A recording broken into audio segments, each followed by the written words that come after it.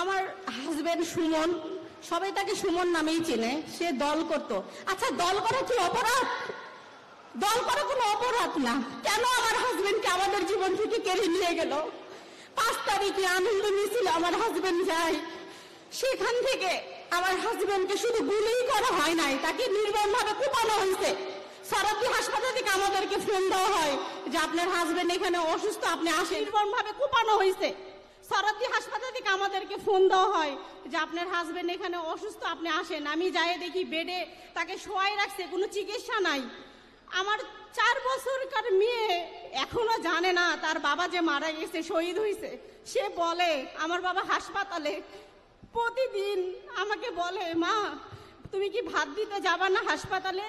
বাচ্চা দেখতো, আমি সবসময় ওর বাবাকে হাসপাতালে যাইতাম। সবচেয়ে করুণ কাহিনী কি, ওর বাবা দলকে খুব ভালোবাসতো আর সব সময় বলতো যে কেউ পাশে না থাক, তারেক রহমান স্যার আমাদের পাশে থাকবে, আর দলের জন্য আমি জীবন দিয়ে গেলাম, এটা ইতিহাসের পাতায় লেখা থাকবে।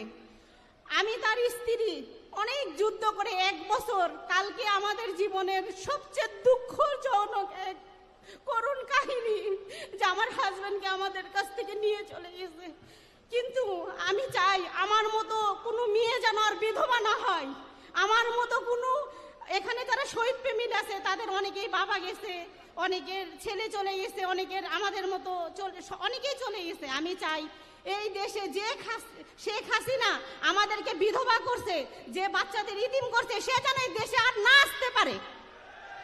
এই দেশে তার মাটিতে যেন, এই জমিনে তার যেন কোনোদিন আশ্রয় না হয়। সবচেয়ে আমরা, সে যদি দেশে আসে, আমরা শহীদ ফ্যামিলি আমাদের স্বামীকে যেভাবে মারছে আমি তাকে সেভাবেই মারবো। তাতে যদি আমার ফাঁসি হয় হোক, আমার এটা প্রতিজ্ঞা। আমি এই দলের জন্য, আমার হাজবেন্ড লড়ে গেছে, আমিও লড়বো।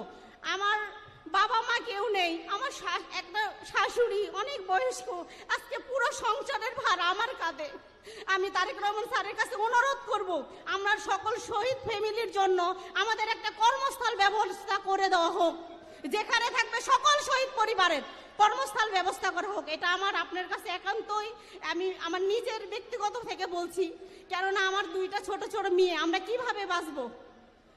আজকে আমরা যদি কোথাও, আমার হাজবেন্ড আগারগাঁ শেরেবাংলা নগরের 27 নম্বর ওয়ার্ডের নেতা ছিল, সেখান থেকে আমাদের ভাষণটা পলাতক থাকতে হয়েছে দীর্ঘ 4-5 বছর। আমার হাজবেন্ডকে ওই আগারগাঁ ঢুকতে দেওয়া হয় নাই, আমার হাজবেন্ডকে কোপায়ে হত্যা করছে। আমি চাই এরকম সুমন কোনো কারো কাছ থেকে যেন হারিয়ে না যায়, এই সুমন যেন সবার মাঝে বেঁচে থাকে। কিছুক্ষণ আগে সুমনের যে ছবি দেখানো হয়েছে, আমার অন্তর থেকে বলছি, আমি এক শহীদের স্ত্রী থেকে, মা থেকে, এক বোন থেকে বলছি, আজকে আমাদের যে করুণ কাহিনী, এই কাহিনী যেন আর জীবনে কারো না আসে। আমরা কি জানেন, স্বামী থাকতে আমরা বুঝি না স্বামীর কত মূল্য, কিন্তু আজকে আমি হারে হারে বুঝতে পারছি স্বামী না থাকলে আমাদের ঘর ভাড়া, খাওয়া, বাচ্চাদের স্কুলের বেতন আমরা কিভাবে দিব, কিভাবে বাঁচবো? মাথার উপর তো ছায়াই নাই, কিভাবে বাঁচবো আমরা বলেন? তাই তারেক রহমান স্যারের কাছে আমার একটা অনুরোধ, আমরা সকল শহীদদের নিয়ে, আহত ভাইদের নিয়ে আমাদের একটা কর্মের ব্যবস্থা করে দাও, যেন আমরা মাথা উঁচু করে বাঁচতে পারি। আর শেখ হাসিনার মতো স্বৈরাচার যেন এই বাংলাদেশের মাটিতে না আসতে পারে। সে যদি এই মাটিতে আসে, তাহলে আমরা শহীদ বারবার সবার আগে তাদের ইয়েতে আমরা দাঁড়াবো। সে কেন যেন এখানে না আসতে পারে, এটা আমার, আপনি আমাদের পাশে থাকবেন, আমাদেরকে দেখবেন, এটা আমাদের ইচ্ছা। আপনি বাংলাদেশে আসেন, বাংলাদেশে আসে এই দেশটাকে হাতে তুলে নেন, নিয়ে আমাদেরকে বাঁচান, আমাদের শহীদ ফ্যামিলির পাশে দাঁড়ান। আপনি বাংলাদেশে চলে আসেন, আপনি কেন লুকে থাকবেন? আপনি এখানে আসেন, আমরা আছি আপনার পাশে, আমরা আপনার পাশে আছি। শুধু আমরা সব শহীদ পরিবার আপনার পাশে আছি। আপনি আসেন, প্রত্যেকটা শহীদের পাশে পাশে আপনি দাঁড়ান, আমরা আপনার পাশে থেকে আপনাদেরকে আমরা সামনে আগানো যাওয়ার চেষ্টা করব। আসসালামু আলাইকুম।